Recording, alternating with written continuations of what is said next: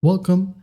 In this video, I'll show you how to get a refund from Skyscanner. Okay, so first and foremost, I would like for you to know that Skyscanner is only a travel search engine. Okay, it only helps you find the best travel options. Now, if you want to get a refund, you will have to contact the airline, okay, or the flight provider.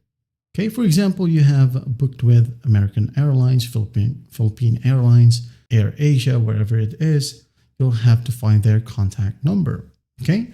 Or you should have received a booking confirmation email. Just go ahead and look it up on your emailing service. For example, Gmail right here, okay? Check it out on your Gmail account.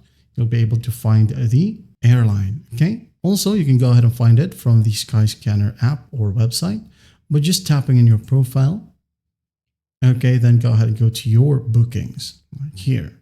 Tap on the specific booking that you would want to get a refund from.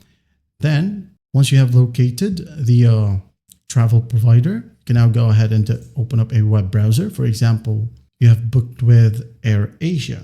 Okay? For example, Air Asia. Like that, and just go ahead and type in contact, like so, and hit on enter.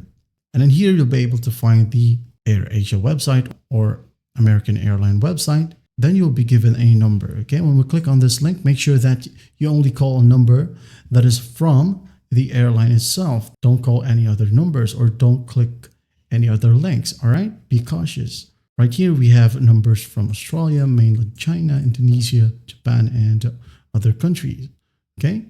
Right here, and the availability. Now you can go ahead and call these numbers and ask for a refund, and in no time, you'll have your refund, depending on their refund policy.